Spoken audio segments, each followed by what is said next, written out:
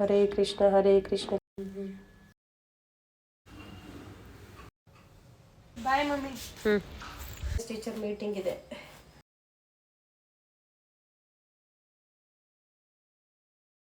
Hi everyone, welcome back to Ayush Priya vlog. ಇವತ್ತು Saturday morning 5 o'clock ಇಂದ ವ್ಲಾಗ್ನ ಶುರು ಮಾಡ್ತಾ ಇದ್ದೀನಿ.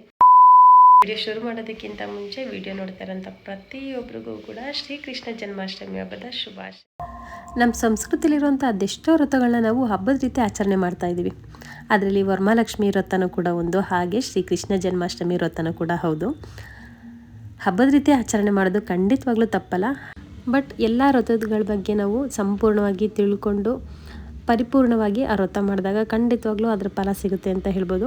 ನಾನು ಕೂಡ ಇಷ್ಟು ವರ್ಷ ಶ್ರೀಕೃಷ್ಣ ಜನ್ಮಾಷ್ಟಮಿನ ಹಬ್ಬದ ರೀತಿಯೇ ಆಚರಣೆ ಮಾಡ್ತಾಯಿದ್ದೆ. ಈ ಸಲ ತುಂಬ ಗ್ರ್ಯಾಂಡಾಗೆಲ್ಲ ಆಚರಣೆ ಮಾಡೋದಕ್ಕಾಗೋದಿಲ್ಲ ಅನ್ನೋವಂಥ ರೀಸನಿಂದ ಸಿಂಪಲಾಗಿ ಮಾಡಬೇಕು ಅಂತ ಅಂದ್ಕೊಂಡಿದ್ದೆ.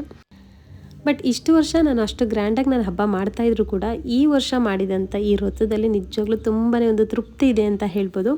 ಈ ವರ್ಷ ಈ ವ್ರತದ ಬಗ್ಗೆ ಸಂಪೂರ್ಣವಾಗಿ ತಿಳ್ಕೊಂಡು ಬೆಳಗಿನ ಜಾವ 4 ಗಂಟೆಗೆ ಎದ್ದು ಬ್ರಾಹ್ಮಿ ಮುಹೂರ್ತದಲ್ಲಿ ನಮ್ಮ ಮನೇಲಿರೋಂಥ ಬಾಲಕೃಷ್ಣನಿಗೆ ಅಭಿಷೇಕನ ಮಾಡಿದೆ.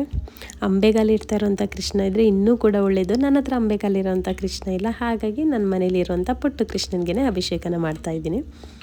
ಈ ಅಭಿಷೇಕದ ಜೊತೆಗೆ ಬೆಳಗ್ಗೆನೇ ಎದ್ದು ಬೆಳಗ್ಗೆಯಿಂದ ರಾತ್ರಿ 12 ಗಂಟೆವರೆಗೂ ಕೂಡ ಉಪವಾಸ ಇದ್ದು ರಾತ್ರಿ 5ರಿಂದ 12:45 ಒಳಗಡೆ ಕೃಷ್ಣನಿಗೆ ಪೂಜೆನ ಮಾಡಿ ಅದಾದಮೇಲೆ ಫಲಾಹಾರನ ತಗೊಳ್ಬೇಕು. ಈ ರೀತಿ ಉಪವಾಸ ವ್ರತ ಮಾಡೋದ್ರಿಂದ ನಾವು 100 ಏಕಾದಶಿ ಮಾಡಿರೋ ಅಂಥ ಪುಣ್ಯ ನಮಗೆ ಸಿಗುತ್ತೆ. ಹಾಗೆ ಜಗತ್ತಿನಲ್ಲಿ ತುಂಬ ಪವಿತ್ರವಾದಂಥ ವ್ರತ ಯಾವುದಾದ್ರೂ ಇದೆಯಾ ಅಂತ ಹೇಳಿದ್ರೆ ಇದು ಶ್ರೀಕೃಷ್ಣ ಜನ್ಮಾಷ್ಟಮಿ ವ್ರತ ಅಂತ ಹೇಳ್ಬೋದು. ಆದಷ್ಟು ಇದನ್ನು ನಿರ್ಜನ ಉಪವಾಸನ ನಾವು ಮಾಡಬೇಕು. ಅಂದರೆ ನೀರನ್ನು ಕೂಡ ತಗೊಳ್ದೇನೆ ನಾವು ಉಪವಾಸನ ಮಾಡಬೇಕು. ನಮಗೇನಾದರೂ ಆರೋಗ್ಯ ಸಮಸ್ಯೆ ಇದ್ದು ಉಪವಾಸ ಮಾಡೋದಕ್ಕೆ ಆಗ್ತಾಯಿಲ್ಲ ಅಂತ ಹೇಳಿದ್ರೆ ಹಾಲು ಅಥವಾ ಹಣ್ಣನ್ನು ತಗೊಂಡು ಈ ಉಪವಾಸನ ಮಾಡ್ಬೋದು. ಹಾಲು, ಮೊಸರು, ಬೆಣ್ಣೆ, ತುಪ್ಪ ಎಲ್ಲದಿಂದ ನಮ್ಮ ಮುದ್ದು ಕೃಷ್ಣ ಮುಳುಗೋಗಿ ಇನ್ನೂ ಮುದ್ದಾಗಿ ಕಾಣಿಸ್ತಾ ಇದ್ದಾನೆ ಅಲ್ವಾ. ಅಭಿಷೇಕ ಎಲ್ಲ ಆಗಿದ ನಂತರ ಇನ್ನೊಂದ್ಸಲಿ ಶ್ರೀಕೃಷ್ಣನ ಶುದ್ಧ ಮಾಡ್ಕೊಂಡು ಅದಕ್ಕೆ ಅರ್ಶಿನ ಕುಂಕುಮನ ಇಟ್ಟು ಪೂಜೆನ ಮಾಡಬೇಕು. ಹಾಗೆ ನಾವು ಮಣ್ಣಿನ ದೀಪ ಹಚ್ಚಿದ್ರೆ ತುಂಬಾ ಒಳ್ಳೆಯದು. ನಾನು ತುಪ್ಪದ ಮಣ್ಣಿನ ದೀಪನ ಹಚ್ತಾ ಇದ್ದೀನಿ. ಇದ್ರ ಜೊತೆಗೆ ಇವತ್ತಿನ ದಿನ ಅಂದರೆ ಶ್ರೀಕೃಷ್ಣ ಜನ್ಮಾಷ್ಟಮಿ ದಿನ ತುಳಸಿಗೂ ಸಹ ನಾವು ತುಪ್ಪದ ದೀಪ ಹಚ್ಚೋದ್ರಿಂದ ತುಂಬಾ ಒಳ್ಳೆಯದು. ಹಾಗೆ ಪ್ರತಿ ಶುಕ್ರವಾರನೂ ಸಹ ನಾವು ತುಳಸಿ ಕಟ್ಟೆಗೆ ತುಪ್ಪದ ದೀಪ ಹಚ್ಚೋದ್ರಿಂದ ಮನೇಲಿರುವಂಥ ಆರ್ಥಿಕ ಸಮಸ್ಯೆನೂ ಕೂಡ ಕಡಿಮೆ ಆಗುತ್ತೆ. ಶ್ರೀಕೃಷ್ಣ ಜನ್ಮಾಷ್ಟಮಿಯ ದಿನ ಮಾಡಬೇಕಾಗಿರೋದ ವ್ರತದ ಬಗ್ಗೆ ನನಗೆ ಗೊತ್ತಿರುವಂಥ ಒಂದಷ್ಟು ಮಾಹಿತಿನ ನಿಮ್ಮ ಹತ್ರ ಶೇರ್ ಮಾಡ್ಕೊಂಡಿದ್ದೀನಿ. ಇದಲ್ಲದೆ ನಿಮ್ಗೆ ಏನಾದರೂ ಬೇರೆ ರೀತಿ ಮಾಹಿತಿ ಗೊತ್ತು ಅಂದರೆ ಖಂಡಿತವಾಗ್ಲೂ ನನಗೆ ಕಾಮೆಂಟ್ ಸೆಕ್ಷನಲ್ಲಿ ತಿಳಿಸ್ಬೋದು. ಹಾಗೆ ವಿಡಿಯೋ ಇಷ್ಟ ಆಗಿದರೆ ಪ್ಲೀಸ್ ವಿಡಿಯೋಗೂ ಸಹ ಒಂದು ಲೈಕ್ ಮಾಡಿ. ಈ ವಿಡಿಯೋ ನಿಮಗೆ ಹೇಗೆ ಅನಿಸ್ತು ಅನ್ನೋದನ್ನ ನನಗೆ ಕಾಮೆಂಟ್ ಸೆಕ್ಷನಲ್ಲಿ ತಿಳಿಸಿ.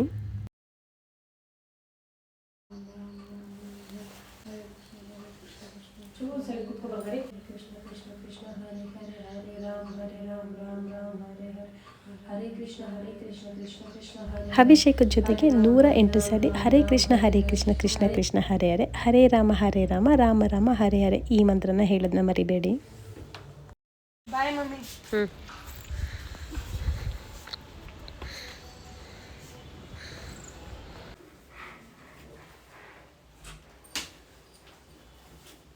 ಆಯುಷ್ ಸ್ಕೂಲಲ್ಲಿ ಇವತ್ತು ಪೇರೆಂಟ್ಸ್ ಟೀಚರ್ ಮೀಟಿಂಗ್ ಇದೆ. ನಮ್ಮಷ್ಟು ಆಗಲೂ ಸ್ಯಾಟರ್ಡೇನೇ ಇಡೋದು, ಲಾಸ್ಟ್ ವೀಕ್ ಇಡಬೇಕಾಗಿತ್ತು. ಸ್ಪೋರ್ಟ್ಸ್ಗೆ ದಾವಣಗೆರೆಗೆ ಹೋಗಿದ್ರಲ್ಲ, ಹಂಗಾಗಿ ಸ್ವಲ್ಪ ಲೇಟ್ ಆಯಿತು. ಕೆಲವು ಸಲ ಪೇರೆಂಟ್ಸ್ ಟೀಚರ್ ಮೀಟಿಂಗಲ್ಲಿ ಕ್ಲಾಸ್ ಇರೋದಿಲ್ಲ, ಬಟ್ ಇವತ್ತು ರಜಾ ಇರೋದಕ್ಕೆ ಇವತ್ತೇನೂ ರಜಾ ಕೊಟ್ಟಿಲ್ಲ. ಈಗ ನಾನು ಹೋಗಿ ಹಾಗೆ ಅವನು ಮುಗಿಯುತ್ತೆ, ಸ್ಯಾಟರ್ಡೇ ಆಗಿರೋದ್ರಿಂದ ಅವನು ಇವತ್ತು ಆಫ್ಟರ್ ಕ್ಲಾಸ್ ಇರುತ್ತೆ, ಮುಗಿಸ್ಕೊಂಡು ಅವನು ಕರ್ಕೊಂಡು ಹಾಗೆ ಸ್ವಲ್ಪ ಮಾರ್ಕೆಟಲ್ಲಿ ಸಾಮಾನು ತೊಗೊಂಡು ಬರಬೇಕು. ಹೋಗಿ ಬಂದಮೇಲೆ ವ್ಲಾಗ್ನ ಕಂಟಿನ್ಯೂ ಮಾಡ್ತೀನಿ.